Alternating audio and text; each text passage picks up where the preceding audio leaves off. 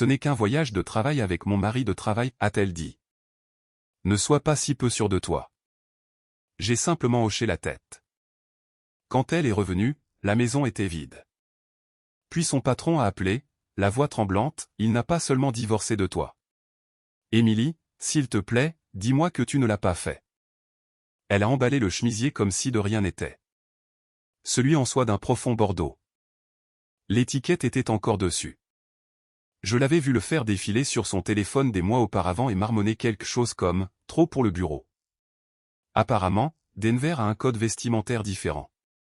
Ce n'est qu'un voyage de travail avec Michael, a-t-elle dit, en le glissant dans le bagage à main comme s'il n'avait pas donné le ton pour toute la semaine. Tu sais, mon mari de travail. Elle a vraiment ri en disant cela, comme si c'était une chute que nous approuvions tous les deux. Elle a jeté une deuxième paire de talons, puis une troisième. Elle fredonnait maintenant. Je me tenais dans l'embrasure de la porte de notre chambre, les mains dans les poches, regardant ces tenues choisies que je ne l'avais jamais vue porter en 13 ans de mariage. Tu n'as pas besoin de rôder, David, marmonna-t-elle sans me regarder, comme si j'étais le chat de la maison mendiant de la nourriture. C'est pour les affaires. Ne sois pas si peu sûr de toi. Oh, la voilà. La phrase familière, ne sois pas si peu sûr de toi. Chaque homme qui lit ceci la connaît. Cette phrase, comme si nous étions censés les remercier pour le diagnostic. Sourire, hocher la tête, ravaler l'acide qui monte au fond de notre gorge pendant qu'elles s'en vont jouer à la poupée avec le type qui les appelle bœufs devant les ressources humaines. Alors j'ai hoché la tête, c'est tout. Non pas parce que j'étais d'accord, mais parce que j'étais déjà parti. Elle a embrassé l'air près de ma joue comme si elle pointait à la fin d'un service qui ne l'intéressait plus. Les clés ont tinté, la valise a roulé, la porte s'est fermée, et je suis entré dans mon bureau. Le classeur était sur l'étagère du bas, en cuir noir, zippé, sobre. On ne le regarderait jamais à deux fois à moins d'être le type qui écrivait des communications sur les risques d'entreprise pour gagner sa vie. Le type qui a un jour créé des sécurités pour les cadres qui pensaient que les accords de non-divulgation étaient à l'épreuve du feu et que les contrats de mariage étaient une lecture facultative. Page 41. C'est là que vivait la clause 17. Je l'ai lu une fois, tranquillement. Le langage tenait toujours la route. Spécifique, froid, contraignant. Puis j'ai décroché le téléphone fixe. Oui, nous en avions encore un, et j'ai appelé le numéro imprimé en haut du papier à en-tête de mon ancienne firme. Activez la 17. Je n'ai rien dit de plus. Et comme ça, la mèche était allumée. À midi, j'avais envoyé un courriel à une agente immobilière de confiance, pas une grande agence, locale, discrète. Elle s'occupait des propriétés de succession pour les retraités et les millionnaires en instance de divorce. Nous parlions en abrégé. Elle savait ce que signifiait un bail de catégorie Delta. Locataire à long terme, pas de meubles, pas de traces. À 16 heures, les déménageurs étaient prévus. Je n'ai pas pris le piano, ni l'horloge de parquet, ni les tableaux qu'elle m'avait supplié d'acheter à Prague. Je lui ai laissé tout ça. J'ai laissé cette version de moi dans cette maison parce qu'il n'était plus requis. Écoutez, la plupart d'entre vous ne connaîtront pas mon nom. Et ce n'est pas grave. Mais si vous entendez cela et que ça vous dit quelque chose, comme si votre femme venait de rire un peu trop fort à la blague d'un type lors d'un séminaire de stratégie, envisagez de rester. Cette histoire n'est plus seulement la mienne. Et sans blague, plus de 90% d'entre vous écouteront sans cliquer sur ce bouton d'abonnement. Mais si vous le faites, cela dit à l'équipe que ce genre d'histoire est important. Et peut-être, juste peut-être, cela donnera au prochain David une raison de se préparer un peu plus tôt. Bref, revenons à Émilie. Pendant qu'elle commandait probablement un cocktail dans le salon de l'aéroport, disant à Michael à quel point David est gentil mais ennuyeux, je sauvegardais les données de notre disque partagé en nuage. Pas pour espionner, juste pour organiser. Elle n'aurait jamais remarqué le dossier manquant intitulé Voyage partagé, mais notre comptable, si. Je n'ai pas ragé. Je n'ai pas sombré. Je n'ai pas bu. Ce que j'ai fait était bien pire. J'ai planifié. Et cette nuit-là, alors que le soleil tombait derrière les arbres à l'extérieur de la maison du lac, je me suis assis avec une tasse de camomille, j'ai allumé la cheminée et j'ai regardé l'eau. C'est là que j'ai réalisé quelque chose d'étrange. Je n'étais plus en colère. J'étais déjà complètement ailleurs, un endroit dont elle ne connaissait même pas l'existence. Et le temps qu'elle le trouve, elle n'aurait aucun moyen d'y entrer. Émilie m'a envoyé un message depuis l'aéroport. Retard de 20 minutes. Déjà le chaos ici, mort de rire. J'espère que tu as pris quelque chose de bon pour le dîner, cœur rouge. Je n'ai pas répondu. Qu'y avait-il à dire? Elle était probablement assise dans le salon, sirotant quelque chose de cher aux frais de l'entreprise, riant d'une blague de Michael sur les joies du mariage. C'est son style. Léger, enjôleur, juste à la limite de l'inapproprié. Assez de déni pour survivre aux ressources humaines. Assez de charme pour divertir la femme d'un cadre du conseil d'administration à travers les frontières des États. Je ne suivais pas son vol. Je savais où elle atterrirait, dans quel hôtel elle entrerait, la main de quel homme effleurait le bas de son dos alors qu'elle rirait trop fort à propos d'un reçu Uber partagé. Elle pensait que je jouais aux dames. Elle n'avait aucune idée que j'avais construit le damier. Au lieu de cela, j'ai appelé Gail, mon agente immobilière. Nous ne nous étions pas parlé depuis des mois, mais elle a décroché à la deuxième sonnerie. Monsieur Crawford, dit-elle, la voix calme. Procédons-nous avec la maison du lac? Nous procédons. Délai immédiat. Durée du bail 1 an. Discrétion requise. Vous connaissez le reste. Je connais. Vous aurez un projet de bail avant midi. Déménageur déjà réservé. Je dois juste vider le grenier. Nous avons raccroché. Pas de question. C'est pourquoi je l'ai choisi. Puis j'ai ouvert mon client de messagerie et j'ai tapé seulement 4 mots à un contact sécurisé de mon ancienne firme. Demande d'activation. Clause 17. La beauté de la clause 17 résidait dans sa simplicité. Elle n'était pas bruyante. Elle n'accusait pas. Elle ne menaçait pas. Elle se déplaçait simplement comme un iceberg. Massive, lente, inévitable. Une friction juridique y était intégrée, comme une presse hydraulique enveloppée de velours, conçue pour déclencher un examen discret chaque fois que des schémas de déviation éthique étaient observés par un tiers, c'est-à-dire moi et seulement moi. Il ne s'agissait pas seulement du contrat de mariage. Cela aurait été trop prévisible. Non, la clause 17 se connectait à quelque chose de plus profond. L'entreprise d'Émilie avait engagé mon ancienne firme il y a 2 ans pour des audits d'intégrité externe. J'ai aidé à rédiger le cadre avant de prendre ma retraite. Elle ne le savait pas. Pourquoi l'aurait-elle su? Elle ne s'est jamais souciée de ce que je faisais au travail. Juste que je me souvienne de sa commande de smoothie vert. Je me suis versé un verre, du scotch, sec, et je suis allé au garage, j'ai ouvert une armoire poussiéreuse, j'ai sorti une boîte d'archives en carton étiquetée et privée, conservée jusqu'à demande. À l'intérieur se trouvaient 5 dossiers, un pour notre hypothèque, un pour nos sociétés à responsabilité limitée, un pour de vieux relevés, et 2 étiquetés avec son nom. Pas des accusations, juste de la documentation. Des confirmations de compagnies aériennes de conférences passées. Un reçu pour un traitement de spa pour 2. Facturé à la carte de l'entreprise. Une photo que quelqu'un m'a un jour envoyée par message pendant une conférence à Phoenix où sa main reposait un peu trop familièrement sur la cuisse de son mari de travail lors d'un panel sur l'embauche pour la diversité. Je ne lui ai pas montré ça. Je ne l'ai pas mentionné parce que rien de tout cela n'était pour une dispute. C'était pour avoir un levier.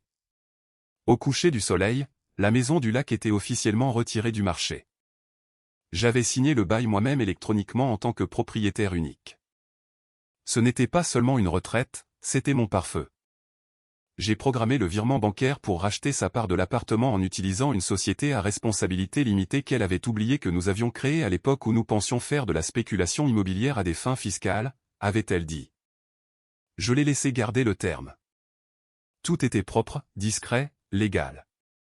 À 18h14, j'ai reçu la confirmation du contact de conformité interne de son entreprise. Accusé de réception. Cadre de la clause 17 examiné. Nous procéderons discrètement. Elle ne saurait jamais qui l'a signalé. La piste d'audit ne montrerait pas mon nom. Cela faisait partie de la conception. Cette nuit-là, j'ai dormi à la maison du lac pour la première fois depuis des années. L'endroit sentait le cèdre et le lointain. Je me suis assis sur la terrasse avec une couverture et j'ai laissé le calme m'engloutir. Pas de sirène, pas de bourdonnement du lave-vaisselle, pas de soupir passif-agressif de la pièce voisine. Juste le silence. Elle pensait que c'était une question de vengeance. Ça ne l'était pas. C'était une soustraction. Retirer le bruit. Retirer les mensonges. Retirer la femme qui emballait son chemisier en soie comme si on lui devait quelque chose pour m'avoir toléré. Elle a un jour dit à sa sœur après l'un de nos Thanksgiving. David est le genre de gars qui ne part jamais. Il attend juste que tu craques. Elle n'avait pas tort. Sauf que cette fois, je suis parti le premier. Et je n'attendais pas. Je fermais. Denver, jour 2. Emily n'avait pas envoyé de message depuis son atterrissage. Pas même un de ces messages bien arrivés. Le genre qu'elle envoie avec un emoji cœur pour prétendre qu'elle fonctionne toujours en mode affection automatique. Je n'en attendais pas. Ce scénario était déjà terminé à ce moment-là. La maison du lac avait l'eau courante, des draps frais et une nouvelle clé de boîte aux lettres. J'étais à mi-chemin du nettoyage d'un placard de rangement quand j'ai entendu la vibration du vieux téléphone que je gardais allumé exactement pour ce genre de moment. Pas de carte SIM, pas d'application, juste des courriels chiffrés et une liste d'adresses limitée à 7 noms. La ligne d'objet m'a frappé comme un coup de tonnerre silencieux. Regarde qui vient d'entrer. L'expéditeur. Quel Maurice. Contractant en cybersécurité à la retraite. Il dirigeait les audits pour la firme d'Emily avant leur réorganisation interne. Nous avons joué au golf une fois lors d'un séminaire d'entreprise en 2019. Il a bu du Coca Light tout le temps et a battu tout le monde de 20 coups. Il n'oubliait jamais non plus les visages ou les erreurs. Il était resté abonné aux mises à jour des anciens de la firme et aux clichés sociaux. Essentiellement un diaporama continu des séminaires de direction, du renforcement d'équipes et autres euphémismes favorables aux ressources humaines pour les loisirs d'entreprise. La photo n'était pas scandaleuse à première vue, juste Emily dans un jacuzzi, le bras nonchalamment drapé sur les épaules de Michael, un mimosa à moitié fini dans sa main libre, la tête penchée en arrière, riant de quelque chose juste hors du cadre. Pas de badge nominatif, pas de légende, mais indubitablement elle. Les cheveux attachés en arrière comme elle ne les portait jamais à la maison. Le même chemisier, maintenant déboutonné et noué à la taille, flottant juste assez pour répondre à une question qu'aucun responsable de l'éthique ne veut jamais poser. La note de cale sous l'image était aussi sèche que jamais. Je ne savais pas que ta femme aimait les retraites de bien-être. Je pensais qu'ils avaient réduit les budgets cette année.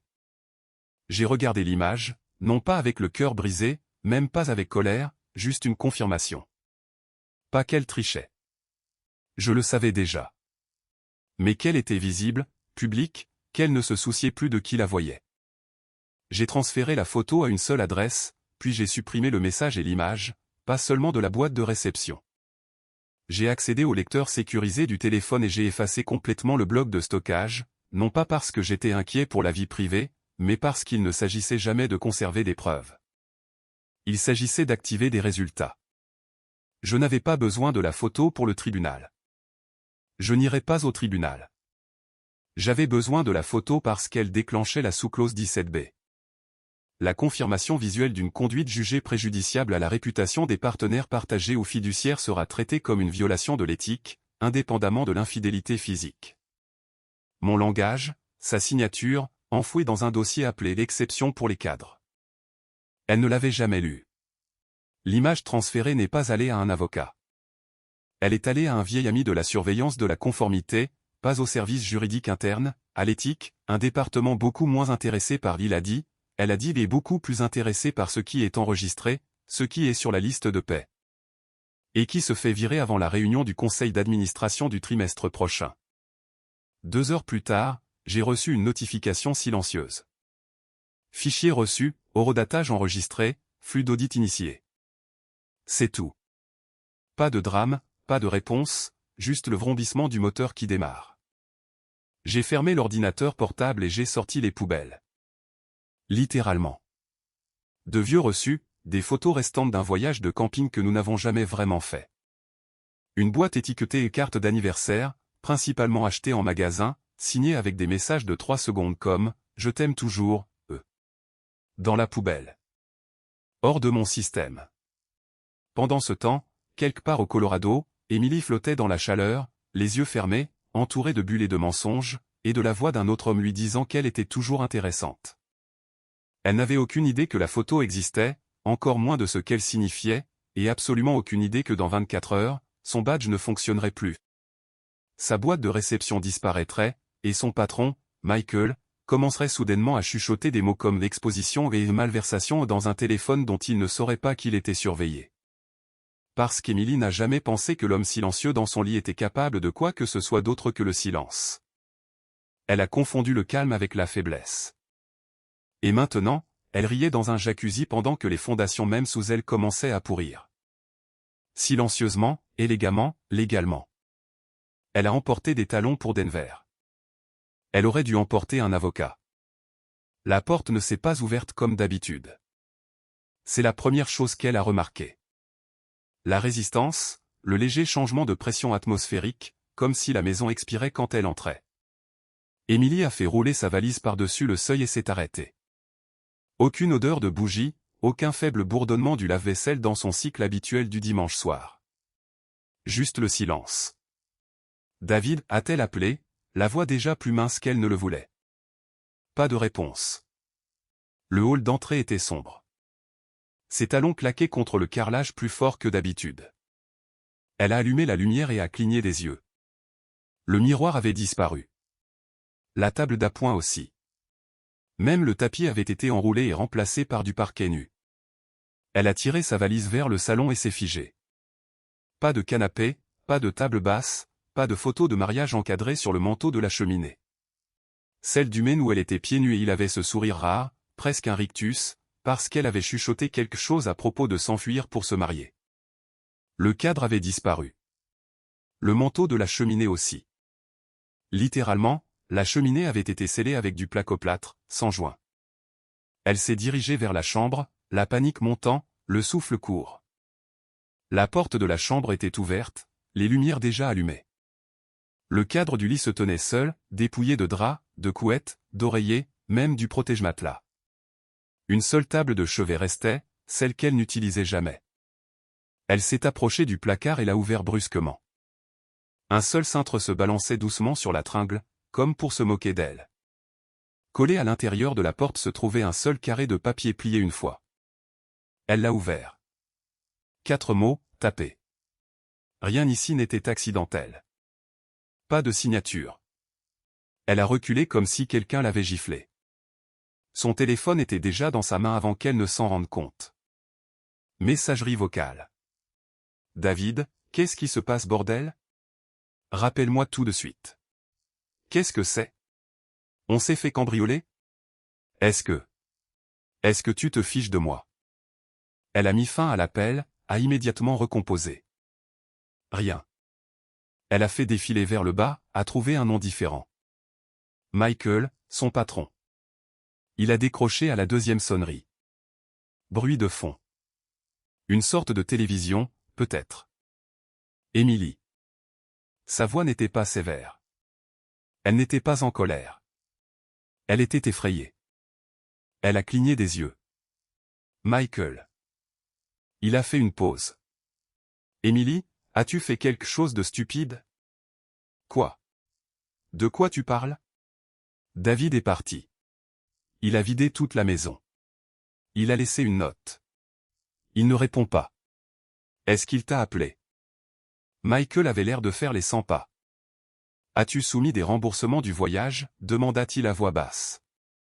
As-tu utilisé ta carte d'entreprise pour quelque chose de sensible? Elle a froncé les sourcils. Quoi? Non, je veux dire juste l'hôtel, le dîner, le service en chambre. Quoi? Il a expiré bruyamment. Emily, il n'a pas seulement divorcé de toi. Qu'est-ce que ça veut dire bordel? Une longue pause. Il a déclenché quelque chose. Je pense qu'il a initié un examen d'intégrité formel et ça ne vient pas de notre département. C'est externe. Elle s'est assise lentement sur le cadre de lit nu. Sa valise toujours près de la porte. Elle avait l'air absurde maintenant, comme celle d'une visiteuse. Sa bouche est devenue sèche. Mais il a pris sa retraite. Il ne travaille même plus dans. Il n'a pas pris sa retraite. Pas vraiment, a chuchoté Michael. Et si ce que j'entends est correct, il a rédigé une partie du langage éthique auquel nous sommes toujours liés. Cela l'a arrêté. Tu veux dire qu'il... Je veux dire que quelqu'un de son ancienne firme a demandé des dossiers ce matin. Des journaux de voyage, des relevés de cartes d'entreprise. Ils ont envoyé des citations de clauses, pas seulement des violations de politique. Structurelles. Structurelles, a-t-elle chuchoté. Clause 17, a-t-il dit. Elle a regardé la note dans sa main. C'est quoi bordel la clause 17? Je ne sais pas, mais le service juridique l'a déjà signalé. Et le conseil d'administration se réunit demain à la première heure. Clic. Il a raccroché. Elle est restée assise là pendant une minute entière avant de remarquer que sa main tremblait. Son corps réagissait plus vite que son esprit ne pouvait suivre. Une vague de froid la traversait, de la poitrine jusqu'au bas de sa colonne vertébrale. Clause 17. Elle avait entendu ça quelque part avant. Le contrat de mariage. Ses mains ont fouillé dans son sac à main. Portefeuille, baume à lèvres, reçu. Rien. Le contrat de mariage était chez sa mère, dans un tiroir. Elle ne l'avait pas regardé depuis des années. Clause 17. Elle s'est levée, les genoux bloqués, et a regardé à nouveau la pièce. L'absence était le message. David n'avait pas crié. Il n'avait pas supplié. Il n'avait même pas confronté. Il s'était simplement retiré, chirurgicalement, et avait laissé un seul écho derrière lui. Rien ici n'était accidentel. Le bip n'est pas venu. Émilie a de nouveau passé son badge, plus lentement cette fois, comme si le capteur l'avait manqué. Rien. Elle l'a retourné, a essayé le verso, toujours rien. La petite lumière rouge clignotait devant elle comme un battement de cœur, pulsant le rejet. Erreur de badge, lisez l'écran. Elle a regardé autour d'elle. Personne d'autre n'avait de problème. Un jeune analyste est passé devant elle et est entré avec un bip joyeux. Écouteur dans les oreilles, inconscient. Un coursier a fait entrer un chariot de déjeuner en boîte. Le garde de sécurité de la réception a levé les yeux, puis les a rapidement détournés. Émilie a reculé, a ajusté son manteau, a réessayé. Toujours rouge. Sérieusement, a-t-elle marmonné en arrachant son cordon. C'est alors qu'un des membres du personnel de sécurité a émergé de derrière le bureau.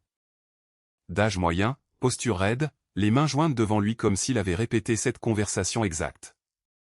Il évitait le contact visuel. « Mademoiselle Travers, dit-il en hochant légèrement la tête. On m'a dit de vous informer. Votre entrée a été temporairement restreinte. En attente d'un examen interne. » Elle a ri. Court, sec, involontaire. Je travaille ici. Je suis la vice-présidente des affaires extérieures. Je comprends, a-t-il répondu, d'un ton plat. On nous a dit de ne pas autoriser l'accès. Dit par qui? Je ne suis pas autorisé à le dire. Je suis désolé. Vous pensez que c'est drôle, a-t-elle lancé. Vous pensez que je ne peux pas passer devant vous si je le voulais vraiment? Un deuxième garde est apparu. Personne n'essaie d'envenimer la situation, dit calmement le premier. Nous ne faisons que suivre les instructions.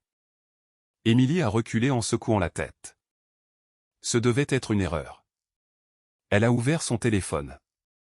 Son Outlook ne se chargeait pas. Gmail, rien. Slack, déconnecté. Elle a essayé de se connecter via le portail des employés et il l'a rejeté.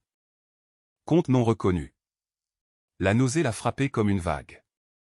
Elle a regardé à travers la vitre les ascenseurs au-delà du hall. Des gens qu'elle connaissait passaient. Personne ne la regardait.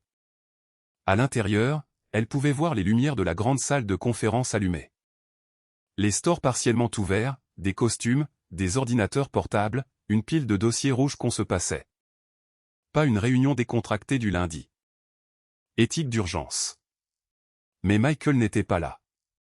Son patron n'avait pas répondu à ses messages depuis la nuit dernière. Elle a rappelé. Messagerie vocale. A appelé le service juridique, pas de réponse. Elle a appelé le numéro personnel de son assistante. Pas de réponse. Le monde ne devenait pas incontrôlable. Il était soigneusement mis en rotation, juste assez vite pour la déséquilibrer sans faire basculer le bâtiment. Finalement, elle a appelé les ressources humaines. Une nouvelle voix a répondu. Pas la réceptionniste habituelle. Ressources humaines, ici Clara. Ici Émilie Travers. On m'a bloqué l'accès. J'ai besoin que quelqu'un. Il y a eu une pause. Mademoiselle Travers, je vais devoir vous référer à un conseil externe. On nous a conseillé de ne pas communiquer directement avec vous pour le moment. Quoi? Quoi? Je suis désolé. Je ne peux fournir aucune information supplémentaire. L'appel a été coupé. Elle ne savait pas si Clara avait raccroché ou si son téléphone avait eu un problème à cause du stress. Émilie a titubé jusqu'à un banc juste à l'extérieur du bâtiment et s'est assise, raide, essayant de ne pas hyperventiler. Elle a ouvert la seule application qui n'avait pas été verrouillée, Notes, et a commencé à taper des mots-clés, tout ce dont elle pouvait se souvenir. Clause 17. Cela revenait encore comme un fantôme. Elle avait signé quelque chose avec cette phrase. Mais où? Ce n'était pas seulement une clause de contrat de mariage. C'était quelque chose dans son dossier d'intégration ou la déclaration de conflit d'intérêts. Elle ne s'en souvenait pas. Tout se mélangeait. Tant de réunions, tant de documents signés simplement ici qu'elle n'avait jamais entièrement lus.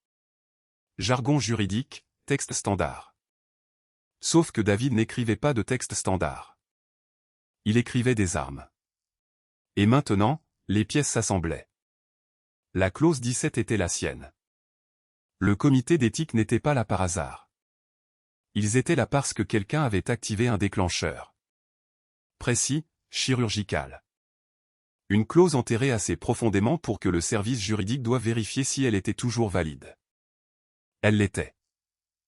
Et l'ancienne firme de David. Ils n'étaient pas seulement sous contrat. Ils étaient intégrés. Engagée discrètement il y a 6 mois pour un audit de conformité auquel elle n'avait même pas prêté attention. Elle en avait même ri avec Michael dans l'ascenseur. On dirait que les vieux chiens de garde reniflent à nouveau, avait-elle dit. Michael avait souri. Tant qu'ils restent dans leur chenil. Ils n'y étaient pas restés, et maintenant aucun d'eux n'avait les clés du bâtiment. Émilie s'est levée, le froid dans les os, et a levé les yeux vers la tour d'acier et de verre qui l'avait autrefois fait se sentir puissante. Maintenant, elle ressemblait à un mausolée. Parce que ce n'était pas un effondrement. C'était une démolition contrôlée. Et chaque charge avait été placée par l'homme qui avait l'habitude de lui préparer son déjeuner pendant qu'elle faisait défiler Instagram. Il n'avait pas élevé la voix. Il n'en avait pas eu besoin. Il avait juste écrit une clause et attendu. Elle a regardé la notification des ressources humaines comme si elle était écrite dans une autre langue. Mais le sens était limpide. Avec effet immédiat, un examen interne des relations personnelles non déclarées ayant un impact sur la surveillance financière est en cours. Toutes les parties concernées seront contactées individuellement. Il n'y avait pas de nom, pas de poste, pas d'accusation, mais cela a atterri comme un couteau. L'objet du courriel avait atteint son adresse personnelle à 9h03, à peine 3 heures après qu'elle se soit tenue devant son propre immeuble de bureau comme une stagiaire qui a oublié son badge. Il provenait d'une adresse interne qu'elle ne reconnaissait pas. Opération de conformité, le genre de boîte aux lettres jetables que les entreprises utilisent quand elles veulent une séparation légale entre l'expéditeur et les retombées. Son premier instinct a été la rage. Elle n'était pas une associée débutante surprise en train de coucher avec son chef d'équipe. Elle était une cadre. Elle avait bâti le département des affaires extérieures à partir de rien.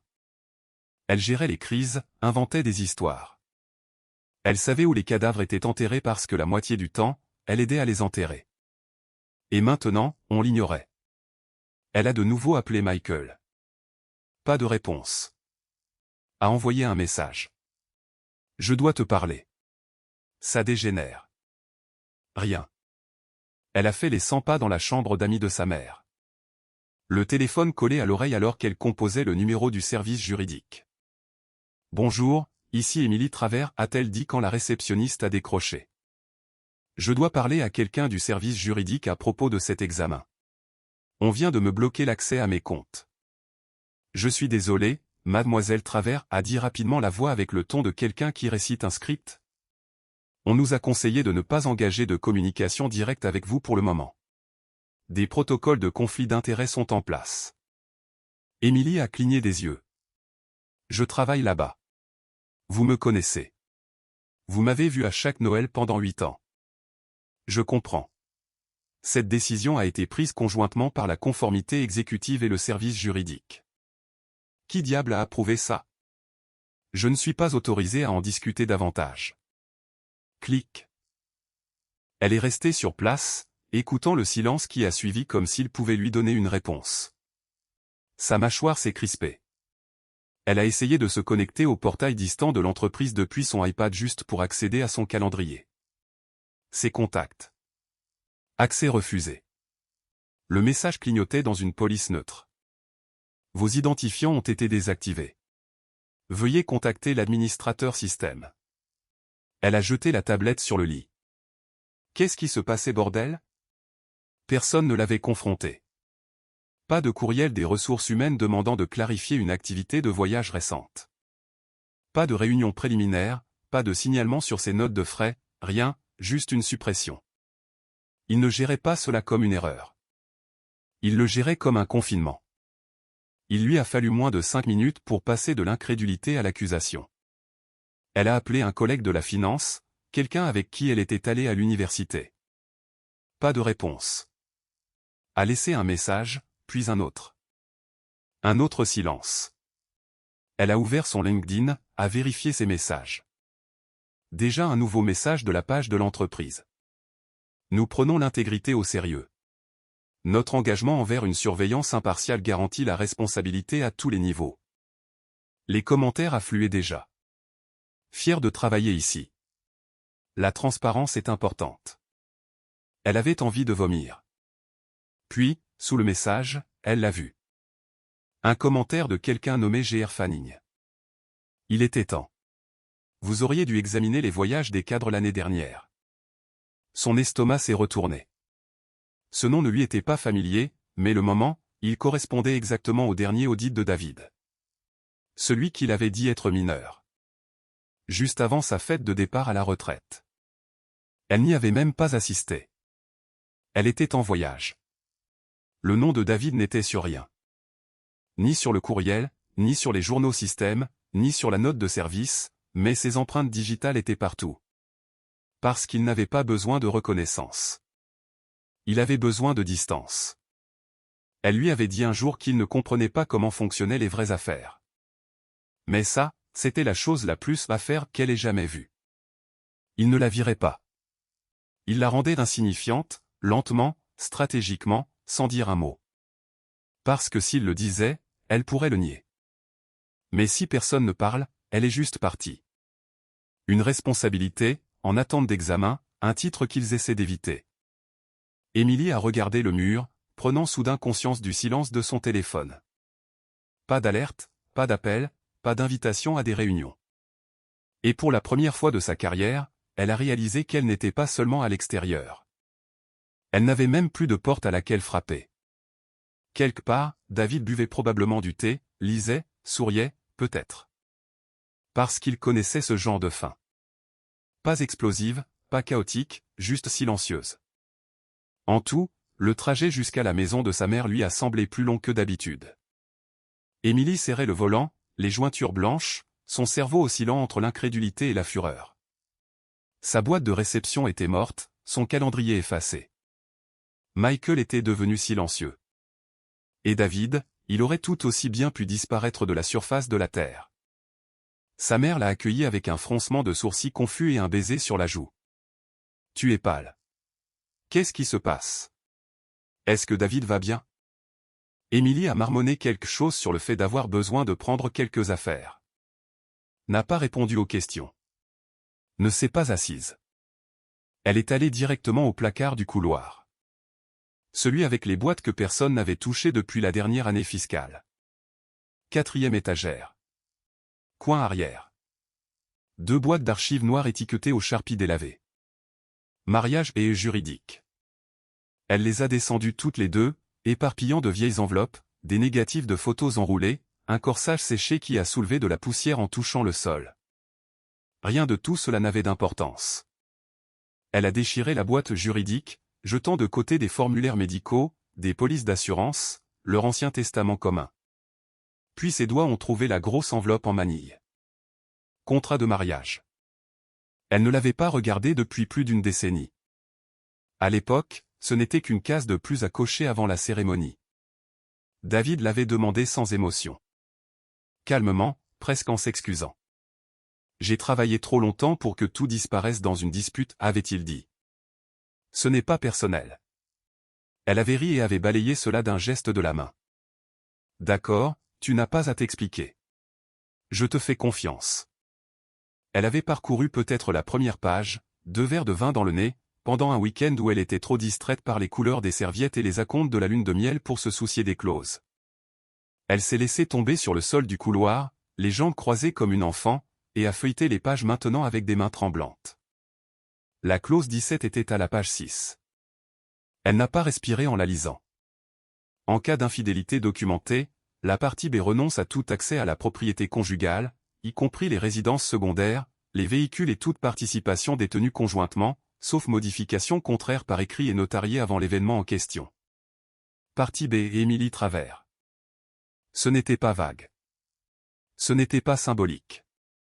C'était clinique, brutal et hermétique. Renonce à tout accès, sauf modification contraire. Elle a tourné à la page des signatures. C'était là, son nom de sa propre écriture. Bouclée, confiante, légèrement inclinée vers la droite, un petit cœur sur le i. L'encre avait légèrement traversé le papier. Daté, attesté, notarié. Sa mère a jeté un coup d'œil dans le couloir, tenant une tasse de thé. Amy, qu'est-ce qui se passe? Émilie n'a pas répondu. Elle est juste restée assise là, tenant le contrat qui venait de tout faire exploser. Sa mère s'est approchée. C'est le contrat de mariage? Émilie a hoché la tête lentement. Sa mère s'est assise à côté d'elle, l'observant attentivement. Tu te souviens quand tu l'as signé, a-t-elle demandé. Émilie a hésité. Je trouvais ça mignon, a-t-elle finalement dit. Qu'il veuille se protéger. Je trouvais ça adorable qu'il soit prudent. Il a dit que c'était standard. Je n'en ai même pas lu la moitié. Sa mère n'a rien dit alors. C'est un responsable de la conformité, Émilie. Rien de ce qu'il fait n'est standard.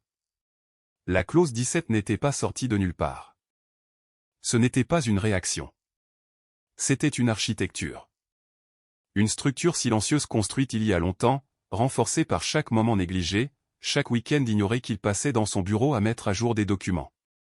Elle s'était moquée de ce David et de ses petits classeurs. Elle avait un jour plaisanté avec une amie autour d'un verre de vin.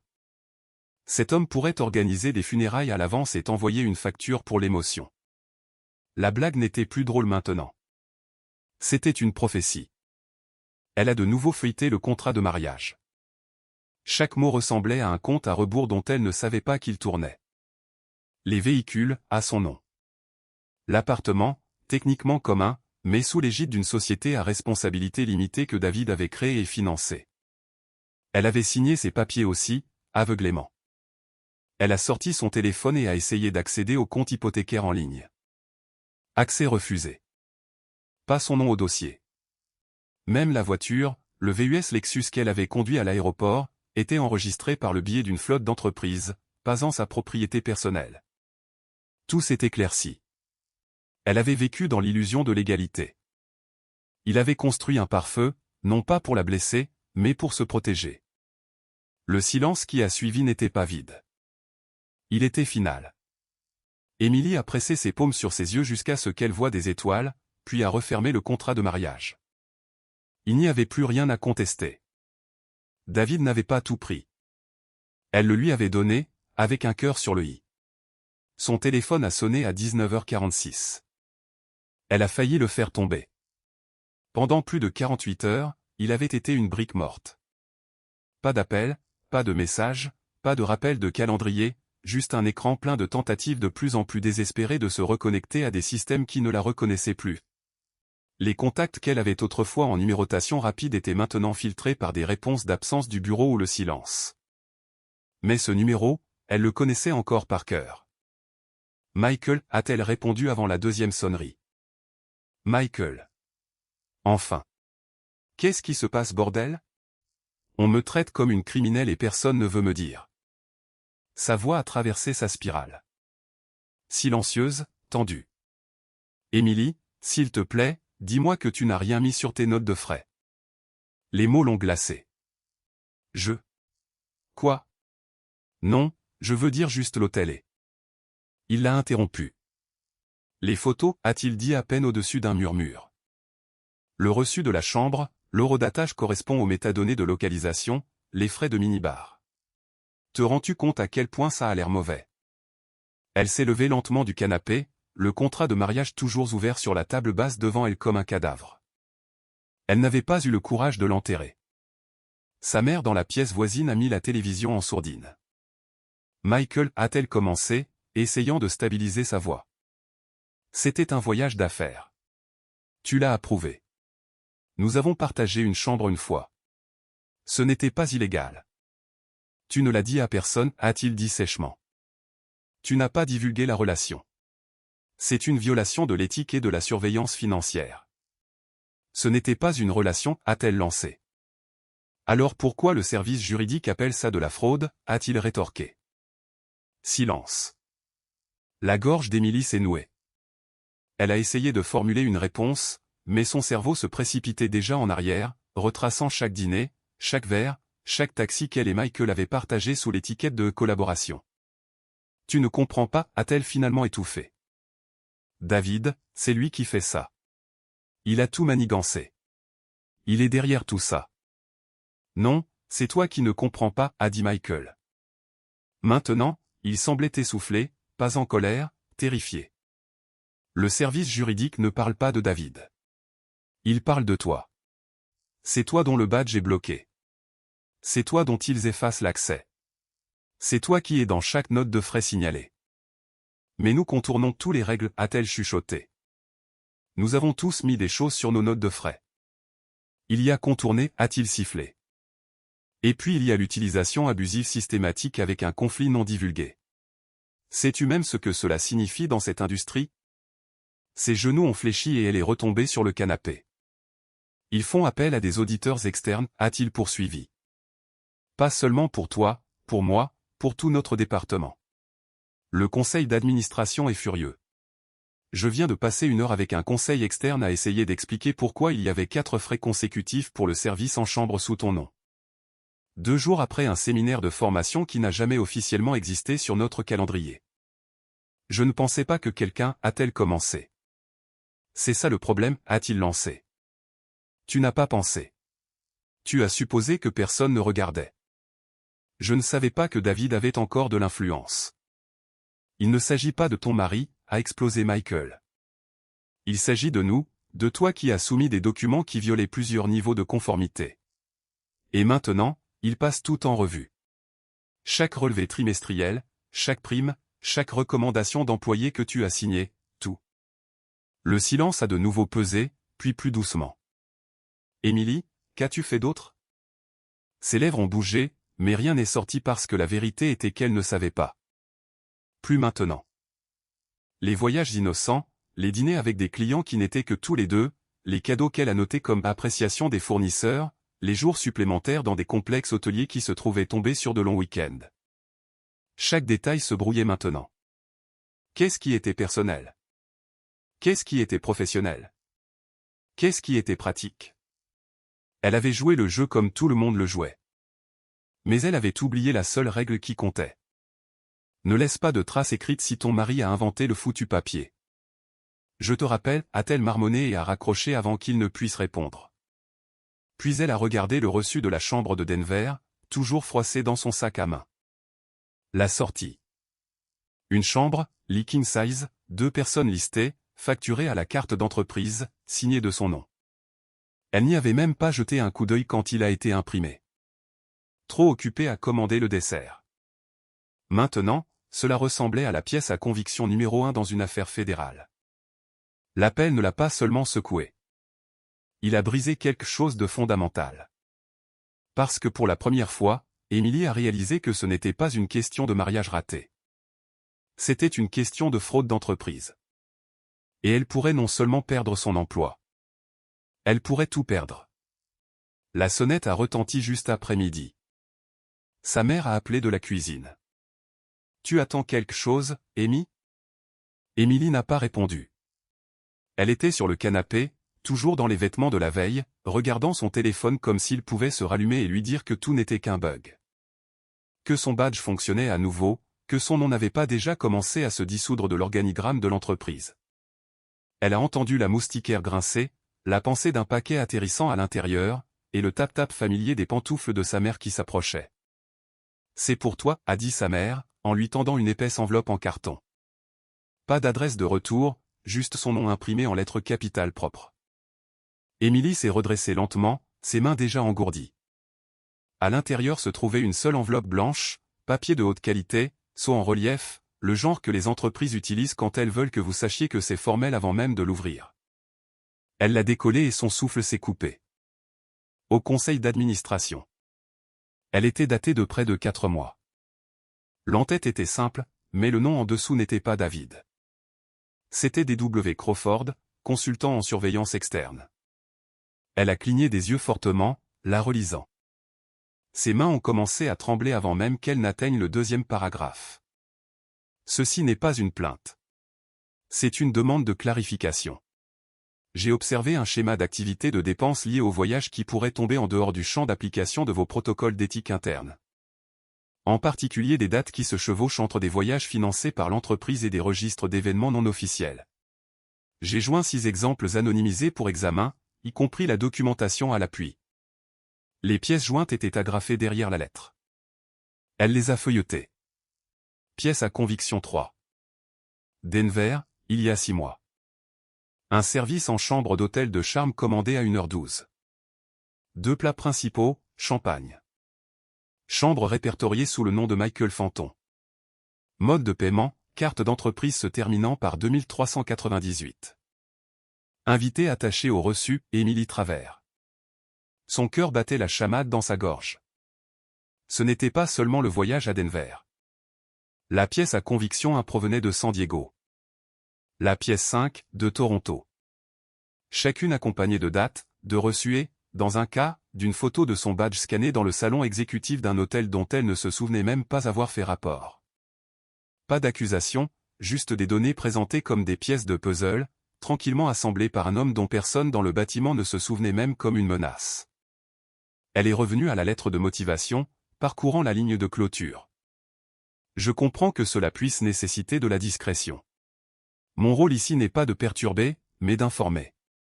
En l'absence d'escalade interne. Je me réserve le droit de transmettre ces conclusions à des auditeurs externes en vertu de la section 7 du mandat éthique si les schémas restent non résolus. Signé, D.W. Crawford, consultant en surveillance externe, liaison réglementaire et éthique. Examen de niveau 3. Émilie a poussé un bruit rauque, involontaire. Moitié rire, moitié cri. Sa mère s'est précipitée, alarmée. Qu'est-ce que c'est? Qu'est-ce qui s'est passé? Elle ne pouvait même pas formuler de mots. Elle s'est levée, serrant les papiers, reculant comme s'il pouvait mordre. Sa mère a regardé par-dessus son épaule. C'est la signature de David, a-t-elle dit doucement. Non, a dit Émilie. Non, ce n'est pas ça. C'est quelqu'un d'autre. Il a utilisé un titre. Je ne savais même pas qu'il était encore. Puis la prise de conscience l'a frappé comme un coup de poing dans le ventre. Il n'avait jamais cessé de travailler. Pas vraiment. La fête de départ à la retraite, les mois qu'il a passés à mettre de l'ordre dans la maison, les longues promenades, les trajets en solo jusqu'au chalet, les nuits où il restait debout tard à organiser de vieux dossiers. Tout cela avait été une préparation. David s'était intégré au système il y a des mois, non pas pour le faire exploser, mais pour le saigner lentement, cliniquement, dans un langage que personne dans son entreprise ne pouvait nier, parce qu'il avait aidé à l'écrire. Il ne l'a pas dénoncé.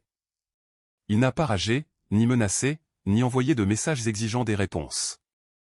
Il a envoyé une lettre, pas à elle, au conseil d'administration. Il s'est rendu indéniable, une présence à l'intérieur de la structure même dans laquelle elle se sentait en sécurité. Un virus installé à la main, en utilisant des outils qu'elle n'avait jamais pris la peine de comprendre. Elle s'est effondrée sur le canapé, les documents se répandant sur le sol. Sa mère planait à proximité, sans voix. « Pourquoi n'a-t-il pas simplement divorcé de moi ?» a demandé Émilie, sa voix faible. « Pourquoi ne pas simplement crier, se battre ?» M'emmener au tribunal. Sa mère n'a rien dit parce que la réponse était claire. David n'avait pas voulu mettre fin au mariage. Il voulait l'effacer des fondations de sa vie, de son travail, de ses finances, de son nom. Pas avec rage, avec de la tenue de dossier. Il l'avait enterré, non pas dans le scandale, mais dans les systèmes. Et le plus effrayant, c'est qu'elle ne l'a jamais vu venir. Parce qu'elle n'a jamais pensé qu'un homme comme lui pouvait être dangereux. Jusqu'à maintenant. Vendredi matin, la notification est venue de son application bancaire. Elle a failli ne pas la vérifier. A supposé que c'était une autre alerte à la fraude ou un échec de connexion automatique. Mais c'était là, brillant, froid et net. Transfert de dépôt fiduciaire terminé. Propriété réaffectée. Hypothèque conjointe modifiée. Elle a cligné des yeux. L'appartement, leur maison. Elle n'avait rien signé. N'avait pas accepté de vente. Mais en lisant la note jointe, la réalité s'est imposée avec une précision clinique. À compter du 18 octobre, les fonds de dépôt fiduciaire ont été transférés de Crawford Holdings, une société à responsabilité limitée, pour satisfaire aux conditions finales énoncées dans la clause 9b de la pétition. Copropriétaire retiré. Le titre reste uniquement au nom de Travers. La responsabilité hypothécaire a été mise à jour en conséquence. Le nom d'Émilie est resté sur le prêt. Celui de David avait disparu. Il l'a racheté en utilisant une société écran dont elle avait oublié l'existence. Techniquement, c'était une entité d'investissement qu'ils avaient créée il y a 8 ans lorsqu'ils avaient flirté avec l'idée de faire de la spéculation immobilière. Elle l'avait laissé s'occuper des papiers, appelant ça son petit passe-temps. N'a jamais remarqué quand il a restructuré la propriété après la première année.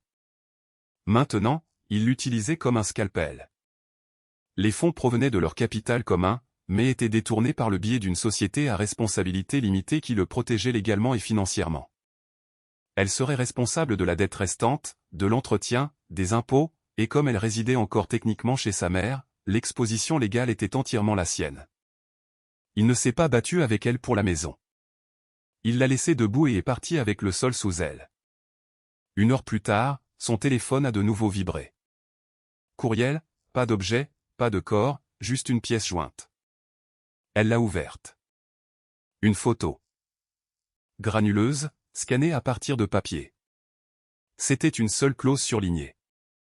En cas d'infidélité documentée, la partie B renonce à tout accès à la propriété conjugale, y compris les résidences secondaires, les véhicules et toute participation détenue conjointement, sauf modification contraire. Elle a reconnu la signature en bas. La sienne. Ce petit cœur sur le i. Sous la photo, une seule ligne de texte. Tu as dit que j'étais peu sûr de moi. Il s'avère que j'étais préparé. C'était tout. Pas de menace, pas de demande, pas de tentative de réconciliation ou de jubilation. Juste une conclusion. Émilie a fermé lentement l'ordinateur portable, les mains tremblantes. L'air semblait épais. Même la lumière à travers les rideaux semblait plus lourde qu'elle ne le devrait. Elle a essayé de pleurer, mais les larmes ne venaient pas. Il n'y avait pas de combat à mener, pas de public, personne à qui faire appel. Elle avait plaisanté une fois en disant que David était le genre de gars qui s'assurait que les reçus étaient plastifiés. L'avait dit avec un sourire narquois lors d'un dîner, un verre de vin à la main, Michael à côté d'elle, gloussant. Maintenant, elle comprenait. Il n'avait pas élevé la voix parce qu'il n'en avait pas eu besoin. Il ne l'a pas détruite. Il l'a laissée marcher, les yeux grands ouverts, dans l'architecture qu'il avait passé des années à construire discrètement. Elle se croyait intelligente. Elle le croyait faible. Mais David ne jouait pas à des jeux. Il écrivait les règles, puis se retirait. Alors, quand elle est tombée, durement, silencieusement, publiquement, il n'était pas là pour la rattraper. Parce qu'il était déjà passé à autre chose. Silencieusement, définitivement. Elle était assise dans le silence, entourée d'échos et d'absence, et a finalement compris à quoi ressemble le vrai pouvoir. Pas bruyant, pas en colère, juste irréversible.